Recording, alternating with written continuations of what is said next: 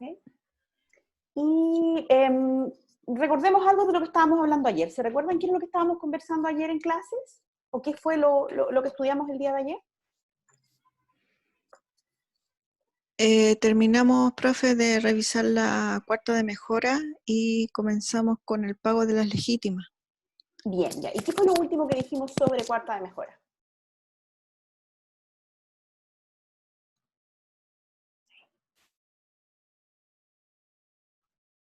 Mientras yo instalo los PPT en este computador que está un poquito lento. Ya. ¿Se recuerdan qué fue lo último, Alejandra, que nosotros hablamos sobre la cuarta de mejora? Habíamos revisado sobre el cálculo, que había unas deducciones sobre el artículo 959 y las agregaciones de los acervos imaginarios. Bien, y también ayer hablamos de este pacto de no mejorar, ¿se recuerda? De no mejorar, así Claro, es, eso fue sí. como lo que vimos al principio de la clase. ¿Y qué conversábamos Sí. sobre este pacto de no mejorar y por qué lo relacionábamos a la cuarta de mejora?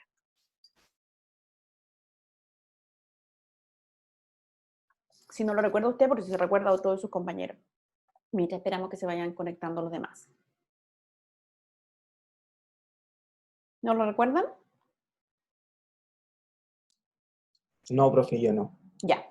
Este pacto de no mejorar se conecta con el tema de la cuarta de mejoras porque se refiere a un pacto permitido, sí, permitido a pesar de que generar los pactos sobre sucesión futura adolecen de objeto ilícito, ¿no? Lo conversábamos en clases anteriores. Este pacto se permite y se relaciona con la cuarta de mejora porque es un pacto que realiza un legitimario con el eventual causante para que cuando éste haga su testamento no disponga de esta cuarta de mejoras. Por eso es que hablamos de este pacto de no mejorar del artículo 1204 cuando hablamos de esta cuarta de mejoras.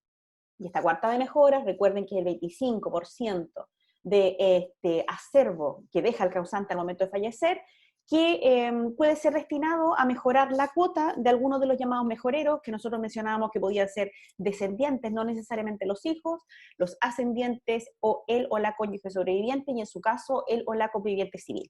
De eso es lo que estábamos hablando cuando hablamos de este pacto de no mejorar, y por eso lo hablábamos dentro de esta cuarta de mejoras. Y decíamos que era una excepción nuevamente a esta regla general sobre estos pactos sobre sucesión futura. Además, nosotros hacíamos una distinción para poder entender cómo se realizaban o cómo nosotros cumplíamos con este pacto de no mejorar en el caso que el causante lo haya respetado o que no lo haya respetado este pacto de no mejorar. Y esto es lo que revisábamos ayer. Otra cosa que revisamos ayer era este tema del pago de las legítimas y las mejoras. ¿Qué dijimos ahí? ¿Se recuerdan?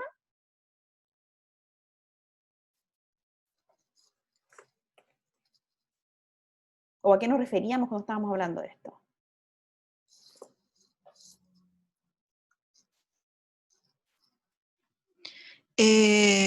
Lo que yo recuerdo, profe, es de que hay que ver si existen o no imputaciones que hacen las legítimas. Muy bien, En el nosotros hacíamos una distinción ahí, sí, decíamos las sí. imputaciones y las... Y las imputaciones, bueno, si existe o no imputaciones para hacer a la legítima, por ejemplo, en el caso si ha recibido donaciones o si ha recibido asignaciones en el testamento que se procede a imputarle a las legítimas. Es decir, donaciones que puede haber recibido con anterioridad a la ocurrencia del fallecimiento del causante, que pudieran llegar a perjudicar, no digamos que perjudicar todavía, pero que deban imputarse para el pago de las legítimas.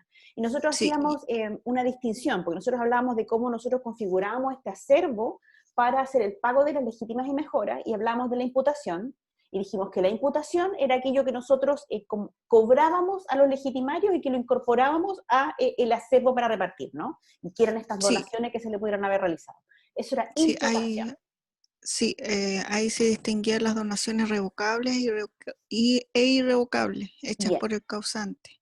Y yo hice una Luego distinción súper fácil sí, entre donación revocable e irrevocable. ¿Se recuerda? sí, las donaciones revocables e irrevocables. ¿Sí? Las donaciones revocables son aquellas siempre que son de carácter testamentario. ¿Se recuerda? Testamentario, Y las sí. irrevocables son esas donaciones que yo puedo realizar a un tercero antes del testamento.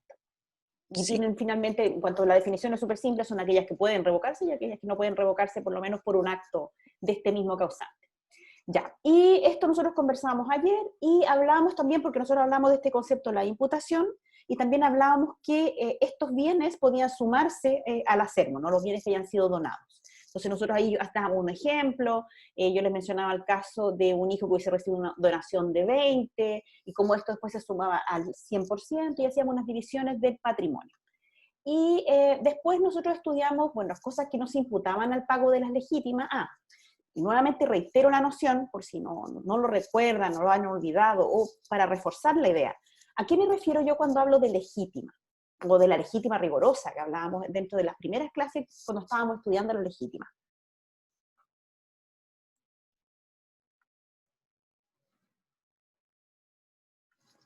¿Qué es la ¿Son los legítima? bienes o no? ¿Cómo dice? ¿O una porción de los bienes del causante? Sí, consiste en el 50% del acervo, ¿no? Partible, bien. Pero más que eso, ¿qué es lo quiénes están dentro de esa legítima?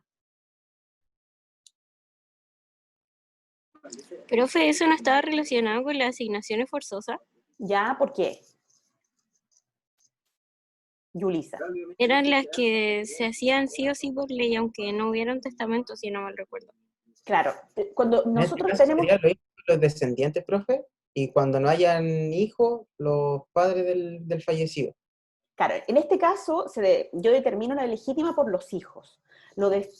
En su caso, pueden ser los ascendientes, o en su caso puede ser el cónyuge o la cónyuge sobreviviente, y el conviviente o la conviviente civil. Eso nosotros entendemos dentro de esta mitad legitimaria, y que se configura por su sola disposición de la ley, incluso cuando no tenemos testamento, por el solo hecho de existir estos asignatarios forzosos. Eso es la legítima. Y yo les mencionaba que, bueno, esto en general configura el 50% del patrimonio. Después nosotros conversábamos que la cuarta de mejoras y la cuarta de libre disposición solo pueden existir cuando han sido configuradas por la voluntad del testador en un testamento. Es decir, yo no puedo presumir la cuarta de mejoras ni la cuarta de libre disposición, cosa que sí puedo hacer con la legítima. Yo presumo la legítima por el hecho de existir legitimarios. ¿Sí? Para que nos quede claro, o recordemos si es que esa noción no nos quedó claro en alguna clase anterior. Ya, entonces nos va quedando claro esta noción, sabemos de qué se trata la cuarta de mejoras, conocemos quiénes son los mejoreros, y nos quedaba este 25% del patrimonio, que nos referíamos a esta cuarta de libre disposición, que es la cuarta del patrimonio sobre la cual el causante en Chile tiene plena libertad para dejárselo a un tercero, o incluso a alguno de los mejoreros, o a alguno de los legitimarios si así lo desea. Y otra cosa que nosotros conversábamos en clases anteriores era la posibilidad del derecho de acrecimiento. ¿Se recuerdan de qué se trataba este derecho de acrecimiento dentro de lo que conversábamos en clases anteriores?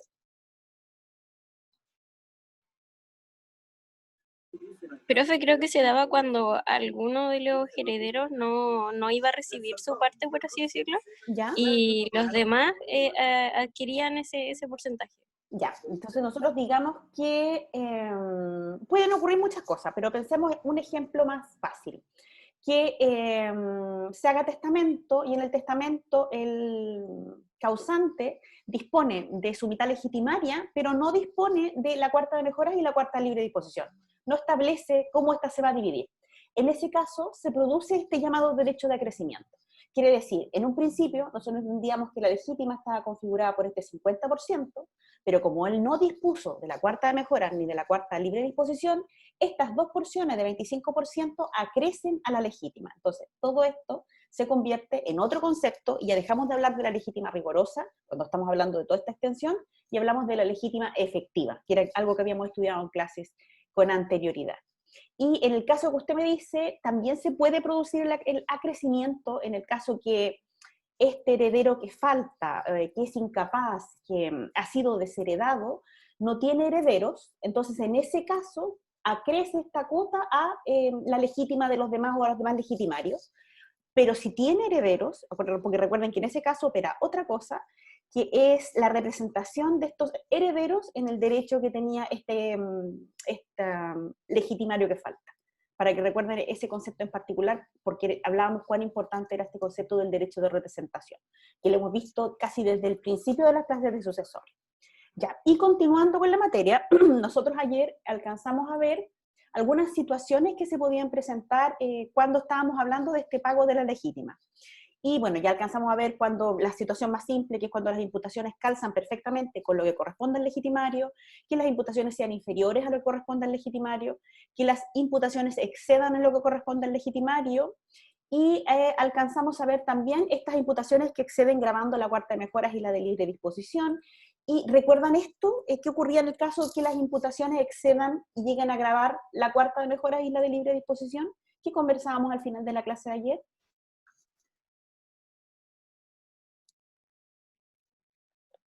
Es decir, de una donación que yo hago a un eventual legitimario que yo voy a tener, es de tal monto que llega a gravar la cuarta de mejoras y la de libre disposición. ¿Qué conversábamos nosotros ahí?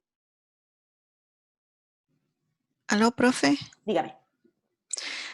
A ver, lo que yo recuerdo en que si la imputación excede en la legítima, es que en el caso de que sea grande su pago, supera lo que a él le toca en la mitad legitimaria, ya sea en Claro, la cuarta de mejora o en la cuarta de libre disposición. ¿pero lo hace en orden o no?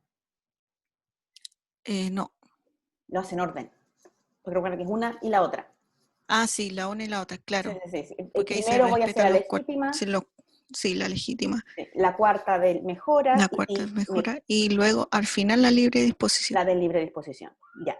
Y recuerda qué pasaba en el caso de que yo, por ejemplo, hice mi testamento, determiné la legítima y me equivoco y asigno una cuota en el legitimario que sobrepasa la cuota que podía recibir.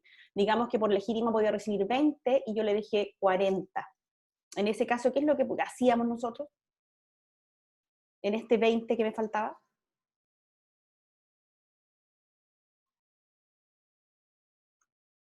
Lo cobrábamos en la cuarta de mejoras. Recuerden eso. Y en el caso que yo tuviera, yo como causante hubiera dispuesto de la cuarta de mejoras y le voy a quitar este porcentaje, entonces el porcentaje que me va a faltar de la cuarta de mejoras la cobro en la cuarta de libre disposición. Libre disposición, sí. Independiente de que yo también haya dispuesto de la cuarta de libre disposición. Porque recuerden que la cuarta de libre disposición no tiene ninguna preferencia para el pago. La preferencia para el pago máxima la tienen las legítimas, después la cuarta de mejoras, ambas como asignaciones forzosas. ¿Sí? Ahí Sí, profe, van recordando algunas ahora cosas que sí. se lo habían olvidado, ya. Solamente para que vayamos conectando la materia y vayamos recordando, porque es bueno que tengamos como esta, y yo tenga alguna certeza de que algunas cosas van quedando. Ya, y hoy día vamos a continuar con estas situaciones que pueden presentarse en este pago de las legítimas que nosotros estábamos conversando.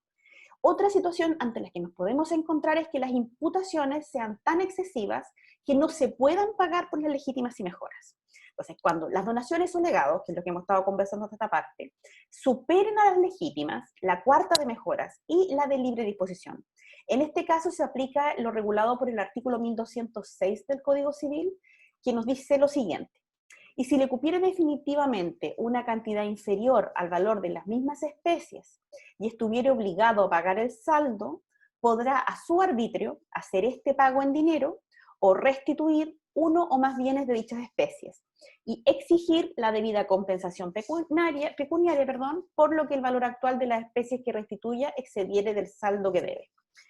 Este artículo, ¿qué es lo que me indica? Que este legitimario puede a su arbitrio, este legitimario que ha recibido una donación excesiva, puede pagar el exceso o bien puede restituir una o más de las especies donadas o legadas en cuenta de su legítima.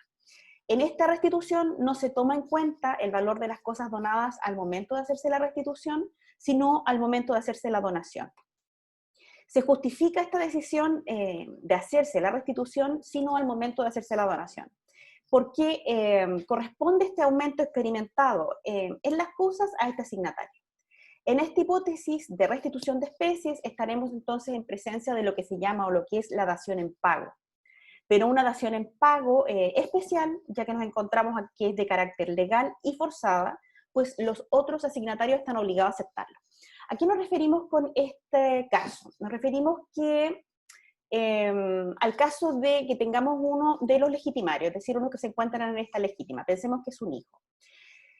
Y pensemos que los únicos legitimarios existentes son 2 hijos. Entonces tenemos aquí el porcentaje, y que el acervo total vale 100. Ese hijo podía recibir por concepto de legítima 25. y pensemos que recibió una donación por el monto de 200. Es decir, recibió una donación de 200, que supera por mucho el monto total de este acervo. Entonces, en este caso, como no va a poder, porque nosotros conversábamos que, ¿qué hacíamos nosotros? Él recibió 200. Podía recibir 25 en concepto legítima, entonces nosotros esos 200 descontamos los 25. Podía recibir por concepto de cuarta, él podía imputar dentro de cuarta de mejora, pensemos en la mitad de 25 son 12,5, no, por algo soy abogada. ¿Cuánto es la mitad de 25? 12,5, ¿no? Sí, profe, lo dijo bien. Ya, 12,5. Y todavía le resta en la cuarta de libre disposición, que también tendría que dividirse en dos, porque en el caso en particular que yo digo, habían 2 herederos posibles, no alcanza a cubrir los 200. Pensemos que en este cálculo me falta por cubrir 100. Entonces yo no puedo imputar esos 100. ¿Qué puede hacer este asignatario, este legitimario que recibió esta donación tan excesiva? La ley le faculta para devolver a este acervo aquello que no puede imputar, es decir, los 100, entregarle en dinero, o en su caso que, como si él recibió una donación, o un legado en particular, que pueda devolver la cosa al acervo.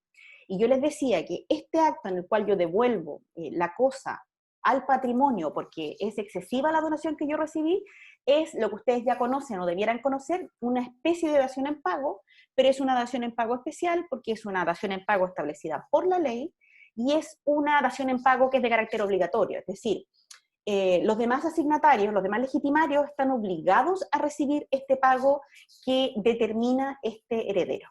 ¿Se entiende el ejemplo del caso 5? Sí, profesora, una consulta, profe. Dígame.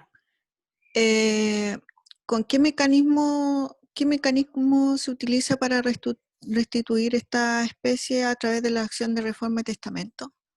Lo vamos a ver hoy día. Traigo la Ya. acción, pero entonces no me quiero adelantar todavía. Pero sí, Ah, hay una ya. acción determinada, Ya. con el que yo Ya, recupero profe. las donaciones que han sido excesivas.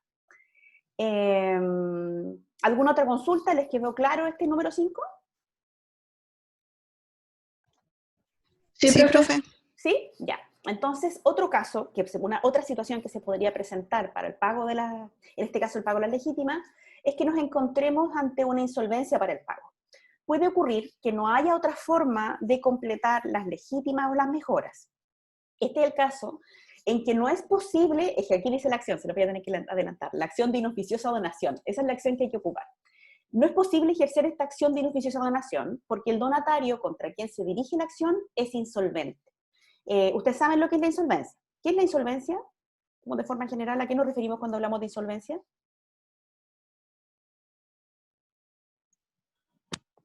¿Es la imposibilidad de pagar una deuda, profe? Algo así. Una deuda. Una o varias deudas. Que Todas mis deudas. tenga En general, todas las estoy en deudas. Claro. es Sí, una situación, de hecho, en que mi patrimonio se ve incapaz de cubrir aquellos compromisos que yo he realizado al punto que ya es imposible que pueda cumplir con todas las obligaciones contraídas. Eso es la insolvencia de forma muy, muy, muy general, para que lo recuerden si es que no lo recordaban de lo que habían estudiado el primer semestre. Entonces estamos hablando de un patrimonio que ya se encuentra en una situación tal de afectación económica que le es imposible cubrir todas las obligaciones que ha contraído, y es ahí cuando opera el derecho concursal, y en el derecho concursal ustedes ya saben cómo los acreedores concurren a cobrar sus deudas, que concurren de forma conjunta, y cómo existen preferencias incluso para el pago, a pesar de que existe un principio general que todos los acreedores debieran concurrir por lo menos en igualdad de condiciones. Eso es lo que me dice de forma general el derecho concursal.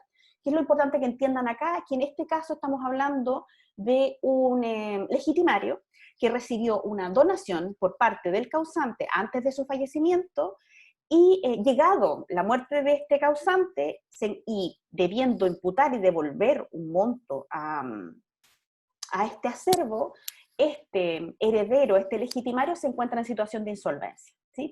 Por eso es que es tan importante que recuerden que la insolvencia no solo se refiere a que yo soy incapaz de pagar una deuda, dos deudas, soy incapaz de pagar todas mis deudas, mi patrimonio está comprometido hasta ese punto. Entonces nos encontramos que nosotros estamos ejerciendo esta acción de inoficiosa donación contra este donatario, quien es insolvente. Y en este caso, los legitimarios no pueden devolver el exceso por ser insolventes. Es decir, en el mismo caso que estábamos estudiando recién, de este asignatario que recibió una donación por 200 y que tenía que devolver 100 a este acervo, en el momento de ejercerse la acción de inoficiosa donación, no tiene cómo devolverlo, porque se encuentra en un proceso de insolvencia, probablemente de liquidación del patrimonio de la persona natural, o en su caso de renegociación de las deudas de esta persona natural. Encontrándonos entonces en esta situación de insolvencia de este legitimario, entonces el costo de esta donación de 100 que yo les mencionaba tiene que ser asumida por este patrimonio, por este acervo, y los demás legitimarios tienen que soportarlo, es decir, no recibir el pago de estos 100 que este legitimario, si no fuera insolvente, debiera devolver a el patrimonio o al acervo de este causante. ¿Se entiende este ejemplo?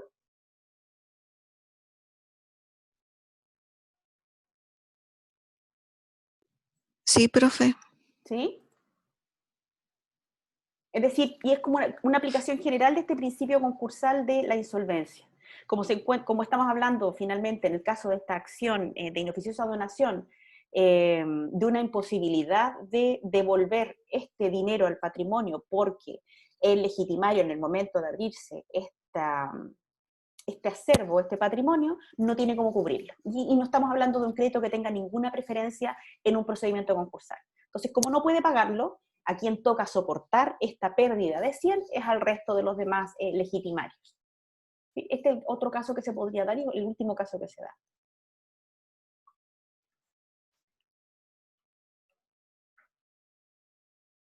Ya, se entendió entonces.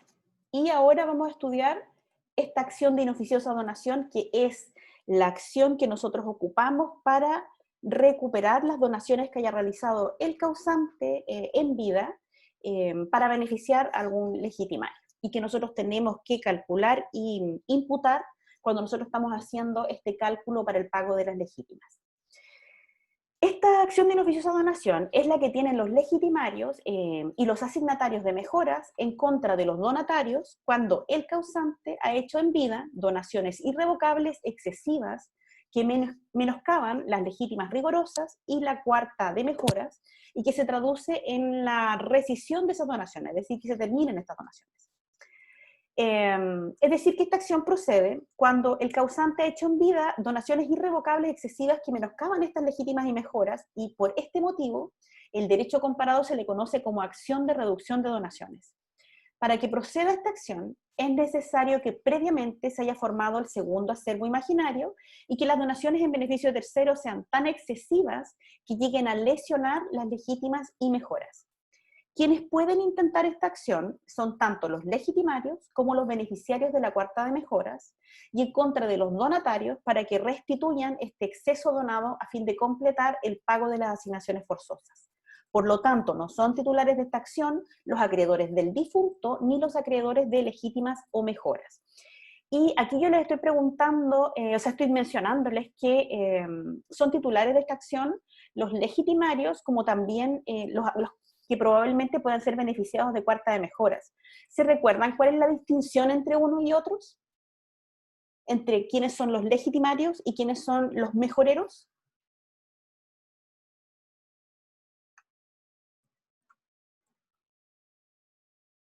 ¿Lo recuerdan? ¿Existía alguna distinción entre quién puede ser parte de estos legitimarios, de esta legítima rigorosa, de aquellos que pueden ser mejoreros de esta cuarta de mejoras?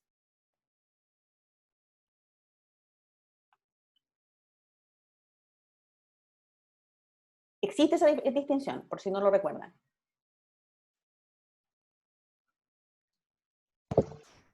Profe, ¿tiene que ver con los descendientes? Sí, profe. Con los descendientes. Cuando hablamos de la cuarta de mejoras, el concepto de descendientes es amplio. Y ya no solo se refiere a los hijos, que yo me refiero en la legítima rigorosa, sino que puede incluir a los nietos, bisnietos, etcétera, y quien yo quiera, ¿no? Siempre y cuando exista el momento de abrirse o de que se produzca la apertura de esta sucesión. Por eso es que yo hago una distinción entre estos titulares de cuarta de mejoras y los legitimarios de la legítima rigorosa. Son sujetos pasivos de esta acción de inoficiosa donación es decir, contra quién yo puedo dirigir esta acción, los donatarios o el donatario que haya sido beneficiado con una donación excesiva. Y debe intentarse en orden inverso a las fechas de las donaciones. ¿A qué nos referimos con eso? Esto es, se debe comenzar con las donaciones más recientes y seguir con las más antiguas. El motivo de este orden consiste en que justamente fueron las últimas donaciones las que perjudicaron las asignaciones forzosas. Ya, hasta aquí les pregunto, ¿qué entienden de esta acción de inoficiosa donación que yo estoy conversando ahora? Para ver si está quedando claro el punto.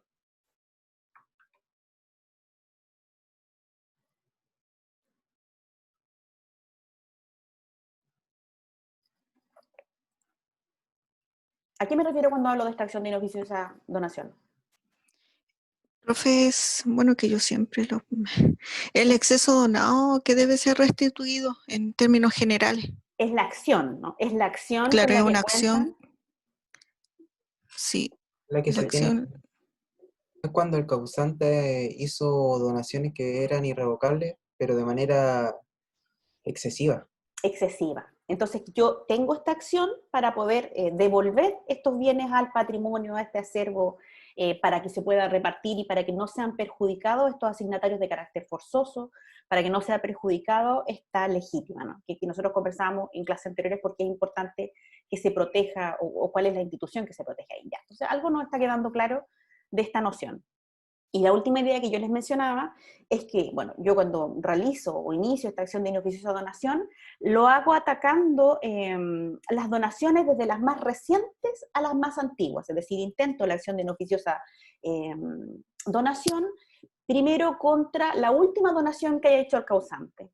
Después, si no alcanzo a cubrir los costos, continúo con la siguiente donación y después continúo con la siguiente donación.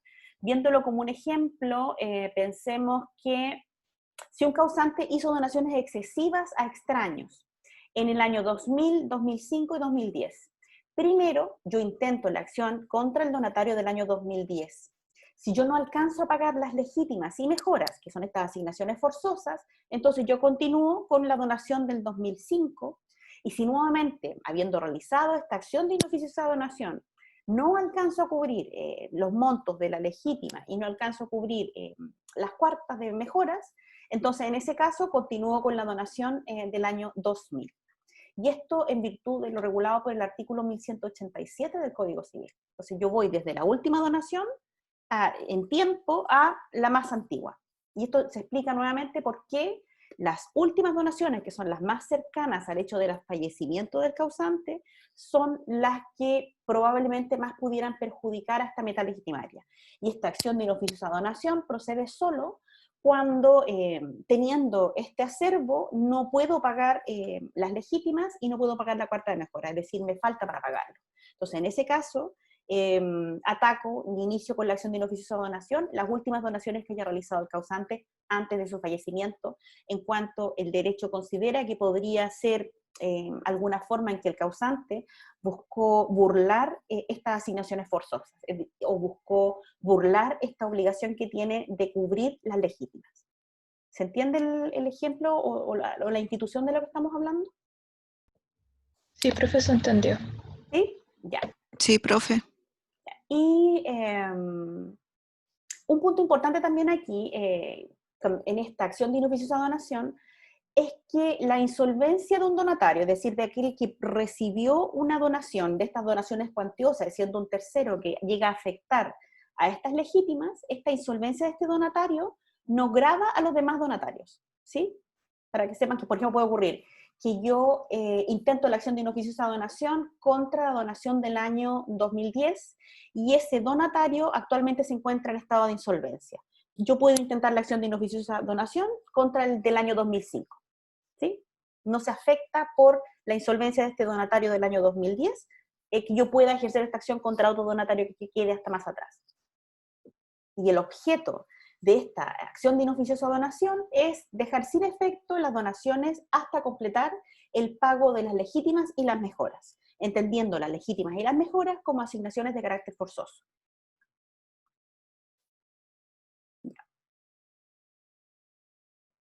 Y ahora vamos a hablar de las características de esta acción de inoficiosa donación.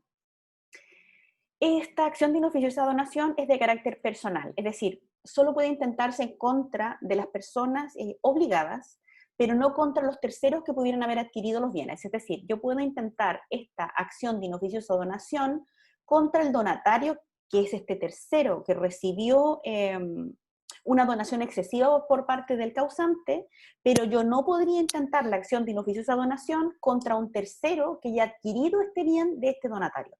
Para dar el ejemplo de forma más clara, pensemos que el causante, antes de fallecer, hace una donación y la donación dona un bien inmueble a un tercero, a un amigo o una amiga que tenía. Y este bien inmueble que está evaluado, no sé, en 80 millones de pesos, por dar cualquier concepto. Hace esta donación a este tercero y esta tercera persona, el causante todavía no fallece, vende esta propiedad a Matías. En efecto, fallece el causante y se dan cuenta que una parte importante del patrimonio de este causante fue entregado a través de donación a esta X persona que yo les mencionaba, esta amiga del causante. Yo no podría intentar la acción de inoficiosa donación contra Matías. Yo solo puedo intentarlo contra esta amiga del causante. ¿Se comprende?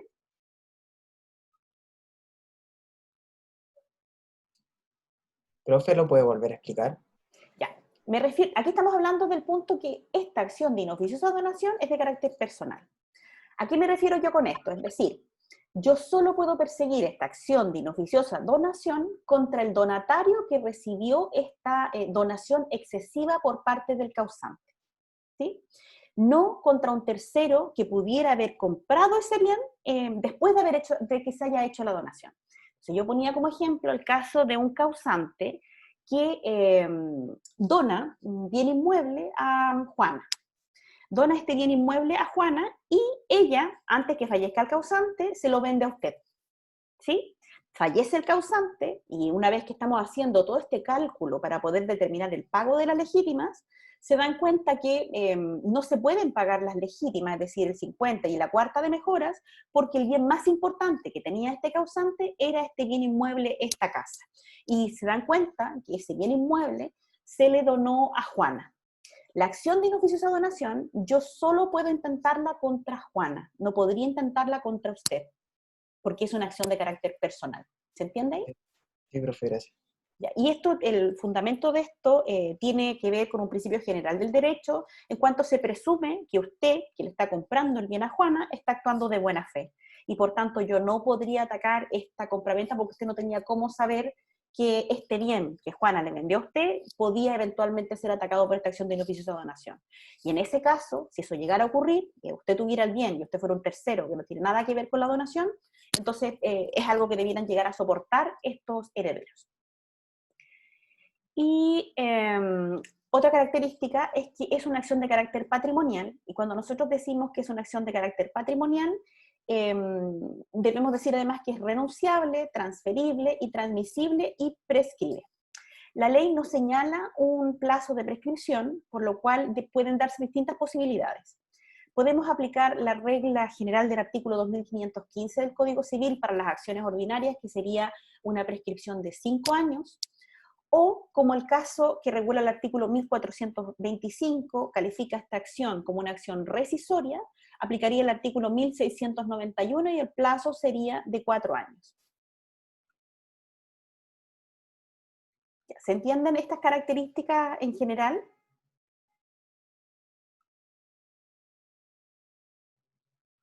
Sí, profe. Ya. Y déjeme ver. Ya. Profesora, Dígame. ¿sería posible que en un caso hipotético se demostrare la presencia del dolo en la transferencia de, por ejemplo, un bien inmueble que fue donado, perdón?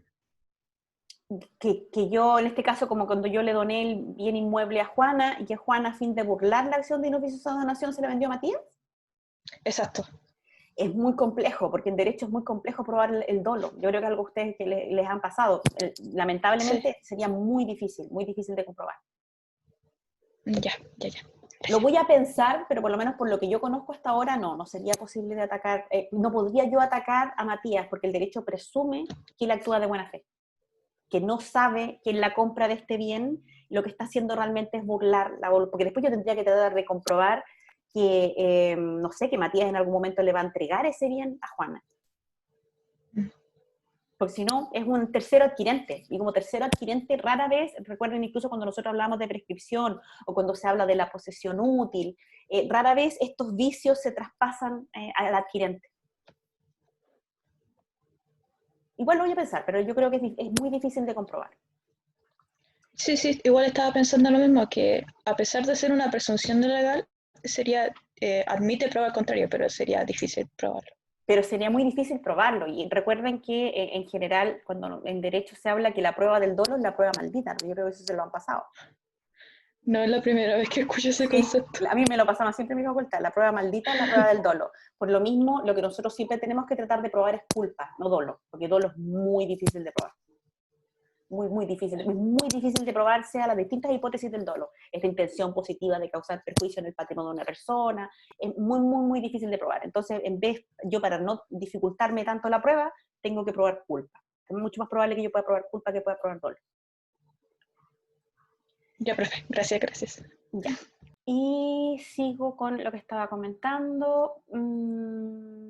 El fundamento de que pudiera ser este plazo de 4 años de prescripción, nuevamente estas discusiones son importantes para cuando ustedes quieran alegar una prescripción. Ustedes, finalmente, y esto es algo que ustedes van a aprender como abogadas y abogados, si ustedes quieren alegar que es de 5 años, argumentan el 2515, y si quieren argumentar que son 4 años, argumentan entonces el 1425. Y esto va a depender de los casos o de las situaciones particulares que ustedes estén argumentando, ¿no? Para que entiendan que cuando yo hablo de distintas teorías, no es que haya algo dicho o que sea la regla, va a determinar de cómo ustedes lo argumenten y el tribunal considere que ustedes presentan la teoría, porque tampoco tenemos una regla de precedente. ¿Cómo yo fundamento entonces que pudiera ser esta prescripción de 4 años? Esta situación está contemplada en el artículo 1201 del Código Civil, y esta disposición contempla distintas situaciones. Se hace una donación revocable o irrevocable a título de mejora a una persona que creía ser descendiente y no lo era, y en tal caso se resuelve esta donación. Se hace una donación revocable o irrevocable a título de mejora de una persona que se creía ascendiente y no lo era, también se resuelve esta donación. Y si la donación revocable o irrevocable a título de mejora se hizo un descendiente o ascendiente del donatario, del donante, perdón, y dicho donatario llega a faltar por incapacidad, indignidad, desheredamiento o reputación, también se resuelve la donación. Ya. Y en cuanto a efectos de esta acción de inoficiosa donación, también es discutido en derecho cuáles son los efectos de esta acción de inoficiosa donación. El dilema se presenta en determinar cuál es el objeto que persigue la acción de inoficiosa donación. Para algunos, el objeto de la acción es la restitución del bien donado al patrimonio del causante. Esto es obtener la restitución de este bien donado. Se basan para ello en un argumento de texto y específicamente se refiere al artículo 1425 del Código Civil. ¿Qué nos dice este artículo? Son rescindibles las donaciones en el caso del artículo 1432 del Código Civil. Y por su parte, el artículo 1432 del Código Civil se refiere a la resolución, rescisión y revocación de que hablan los artículos anteriores. No darán acción contra terceros poseedores, que sería el caso de Matías, ni para la extinción de las hipotecas, servidumbres y otros derechos constituidos sobre cosas donadas. Sin embargo, frecuentemente el Código Civil se equivoca y confunde los términos resolución y rescisión, por lo que dichos términos suelen estar utilizados en forma confusa y por ello no necesariamente implican la resolución de una donación y en consecuencia restituir la cosa. ¿Se recuerdan cuál es la diferencia entre resolución, rescisión y revocación?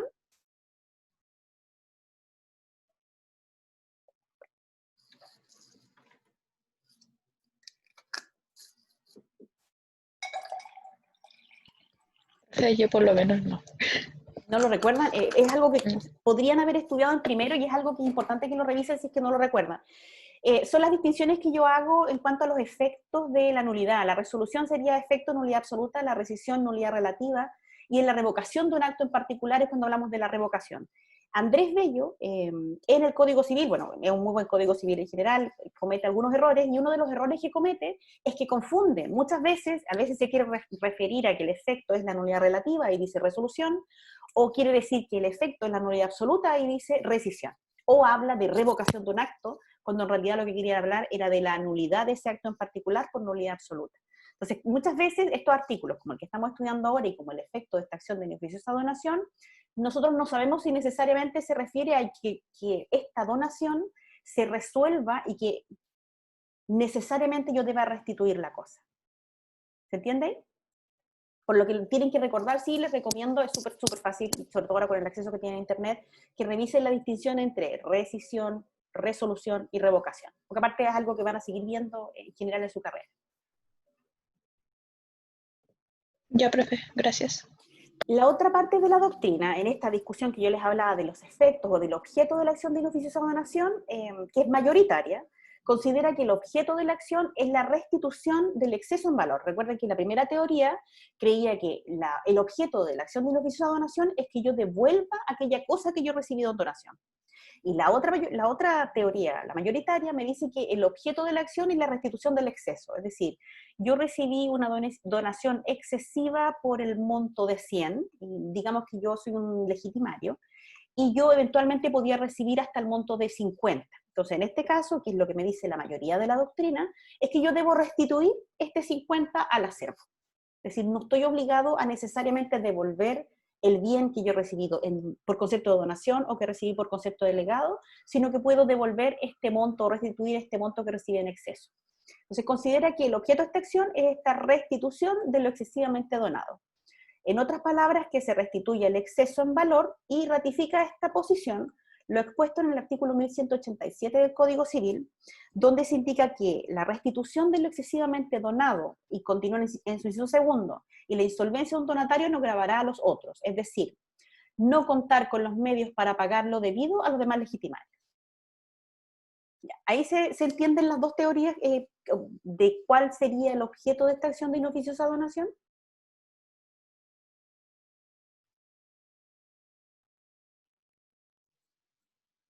Una Sí, parte profe. ¿Sí? Ya, por si no lo entendieron, una parte de la teoría, que es la doctrina minoritaria, me dice que en la acción de inoficiosa donación, el objeto es que yo devuelva aquel bien que me ha sido donado o aquel bien que yo he recibido por concepto de legado. La otra parte de la doctrina, que es la mayoritaria, me dice, no, lo que realmente es el objeto de esta acción de inoficiosa donación es que yo restituya aquello que yo he recibido en exceso por donación. En el ejemplo que yo les ponía, que yo recibí 100, y yo como legitimario podía recibir hasta 50, entonces yo tengo que devolver los 50.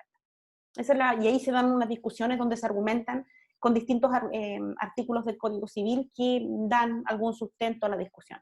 Y que yo les decía que esta discusión es importante, como muchas otras discusiones, dependiendo de lo que ustedes quieran argumentar o qué es lo que quieran discutir. Porque ninguna de las dos, finalmente, independiente que haya una postura mayoritaria, va a depender de cómo ustedes lo argumenten.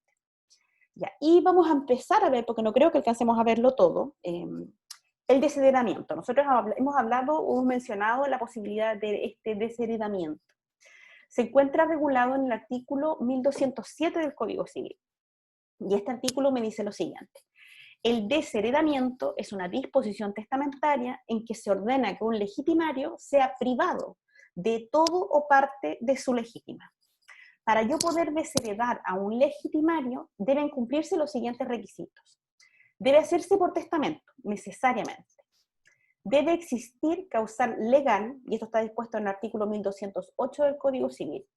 Esta disposición distingue entre cónyuge y ascendientes por un lado y descendientes por otro, donde los descendientes pueden ser desheredados por cualquiera de las causales que indica este artículo 1208, los ascendientes y el cónyuge sobreviviente y el conviviente civil, solo las tres primeras, que corresponden a las causales de indignidad de los números 2 y 3 del artículo 968. Debe indicarse en el testamento la causal por la cual se deshereda, y esto en virtud de lo establecido en el artículo 1209 del Código Civil, y además deben indicarse los hechos constitutivos de la causal de desheredamiento que deben ser probados en vida del testador. Es decir, yo puedo generar mi testamento, puedo dentro de las cláusulas de mi testamento desheredar a alguno de mis legitimarios, pero solo puedo hacerlo por estas causales que establece el artículo 1208, y en el caso de los ascendientes cónyuge y conviviente civil, solamente son las 3 primeras que corresponden a estas causales de indignidad, y si yo realizo esta asignación, esta cláusula dentro del testamento, solo puedo hacerlo cuando los hechos que yo argumento y que voy a tener que argumentar en esta causal, en el testamento donde yo desheredo a este legitimario, deben haber sido probados antes de mi fallecimiento. Esto a fin de que a través de este instrumento del desheredamiento yo no aproveche para inventar una causal de desheredamiento y tratar de burlar las legítimas. Y, por ejemplo, en el caso de, que es un caso muy conocido, ¿no? Y bastante horrendo, el caso de Nano Calderón. Me imagino que todos están al tanto porque los medios sale por todos lados, sale por Facebook, en todos lados, ¿no? ¿Saben? ¿Conocen ese caso, no? Sí, profe. Sí, profe. Ya, habiendo él intentado, por lo menos hasta ahora lo que se ha logrado comprobar, ¿no? Pareciera que intentó matar a su papá, o en su caso alguien podría decir, por lo menos podría haberse representado que derivado de los actos violentos que él generó contra su padre se podría haber provocado el hecho de la muerte.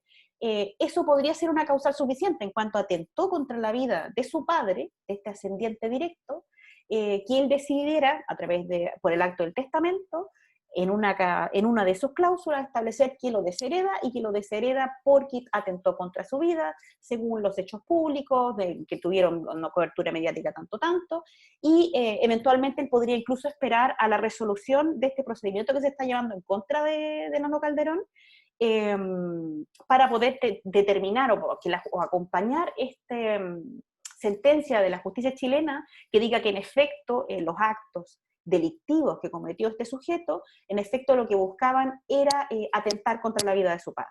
Por la gravedad de este hecho, él podría ser desheredado, y eso tiene que hacerse a través de testamento. Existe esta causa legal que yo les menciono porque este es un heredero, un hijo que atentó contra la vida de su padre, y se indica, y además, yo les digo, en esta cláusula que se incorpora en el testamento, debe indicar el hecho por el cual se afectó gravemente la vida de su padre. Y esto, digamos, tiene que ser probado en la vida de Hernán Calderón padre, que es el ejemplo que estoy dando, y por lo menos, incluso sin la sentencia en particular, ya con los hechos públicos, como se ha conocido el caso, nosotros sí sabemos que hay por lo menos un atentado grave contra la vida de esta persona en particular. Ese es un caso típico de posibilidad de desheredar a un hijo. Por otra parte, podría ocurrir que Nano Calderón no esté de acuerdo con muy probable, en ser desheredado, y en ese caso lo que él podría intentar es la acción de reforma de testamento una vez que haya fallecido su padre. ¿Y qué es lo que hace esta acción de reforma del testamento para este hijo que fue desheredado? Es que lo que busca es reclamar por lo que él podría considerar un desheredamiento ilegal.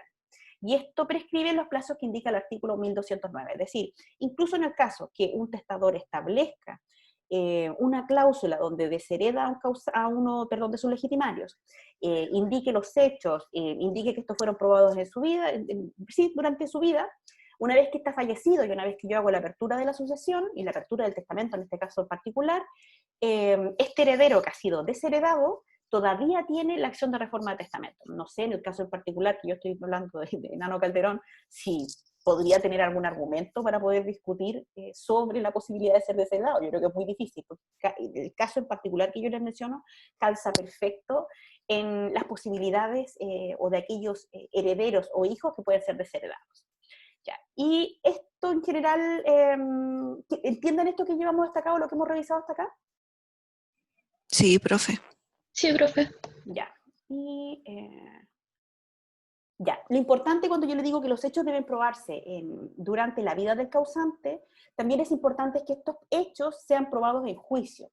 Todo porque podría yo ocupar este desheredamiento para yo poder burlar las legítimas. Entonces, en el caso en particular que yo les mencionaba de Nano Calderón, entonces el padre, para poder desheredarlo y cumplir con los requisitos que establece la ley, tendría que esperar a la sentencia donde se diga que en efecto su hijo atentó contra su vida. Ya sea que la sentencia determine que atentó lo suficientemente grave como para terminar con la vida de su padre, o en su caso que se representó la posibilidad de que los hechos iniciados por esta actitud violenta podrían haber provocado la muerte de su padre. Porque yo creo que muy probablemente ese juicio va a terminar de esa manera, ¿no? Que se va a determinar en que quizás no existía una verdadera voluntad de causar la muerte al padre, pero que sí podría haberse representado estos efectos negativos en la vida de su padre. Ya, y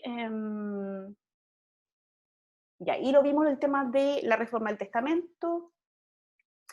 La acción de reforma del testamento aparte se realiza fuera del procedimiento que nosotros estamos hablando del testamento, y es una acción de carácter civil, que se intenta ante tribunales civiles, donde yo busco, a través de la acción de reforma del testamento, este heredero desheredado busca cuestionar la causal de desheredamiento indicada por el padre o madre, padre o madre que haya desheredado. Y ya. ¿Cuáles son los efectos de este desheredamiento? El desheredamiento puede ser total o parcial. Para determinar su extensión hay que estarse a lo que respecto se disponga en el testamento. Si el causante no limita los efectos del desheredamiento, se entiende que es total. Es decir, en el caso en particular que yo les mencionaba hace un rato, de la forma en que yo expresaba la causal, yo puedo entender entonces que este desheredamiento sería total. Y en tal caso, este desheredado es privado de su legítima y de toda asignación por causa de muerte y donación que le haya hecho el testador. Pero esto no se extiende a los alimentos, sino en caso de injuria atroz, en virtud del artículo 1210 del inciso final. Es decir, en este caso en particular, Hernán padre deshereda a su hijo, y no solamente este hijo ya no va a ser asignatario de esta legítima, ni tampoco, por supuesto, de la cuarta de mejoras, sino que también tendrá que devolver aquellos bienes que haya recibido como donación de su padre antes del fallecimiento de este. Por ejemplo, no sé, en el caso particular creo que él tiene un vehículo muy caro que el papá se lo compró y se lo donó. En el caso eventual que él fuera desheredado, no solamente podría, si estamos hablando de desheredamiento total, no solamente va a cubrir la legítima y la cuarta de mejoras eventual, sino que también va a tener que devolver estos bienes que haya recibido en donación, y en el caso en particular que yo les menciono, creo que tiene un vehículo así carísimo que debe costar más de 100 millones de pesos, entonces es una donación importante que eventualmente tendría que devolver.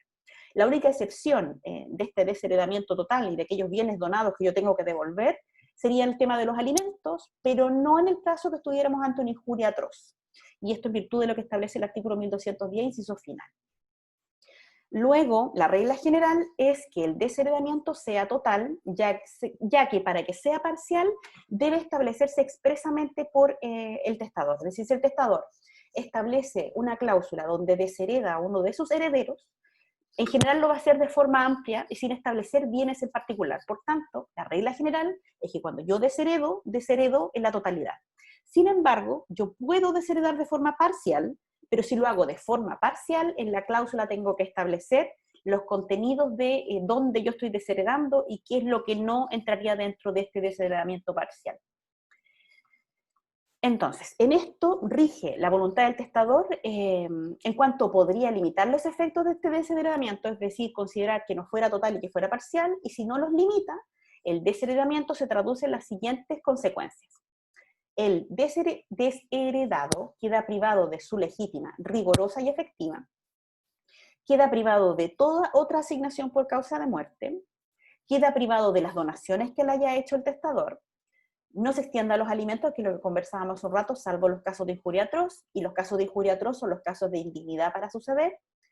El desheredado pierde el derecho al pago con beneficio de competencia, es decir, y esto es obvio porque no va a recibir bien alguno, y el padre desheredado queda privado del derecho legal de goce de los bienes que pasen al hijo por esta causa. En tal caso, el goce corresponderá al otro padre o al propio hijo. Ya, y hasta aquí, ¿les va quedando claro lo que hemos revisado?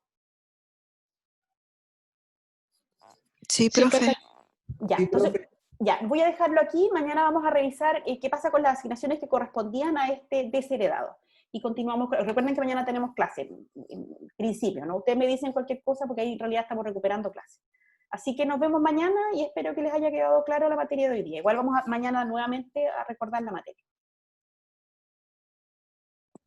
Ya, profe, Bueno, muchas profe, gracias. nos vemos. Hasta luego, Chau. nos vemos mañana. Chao. Gracias, Cuídese. profe.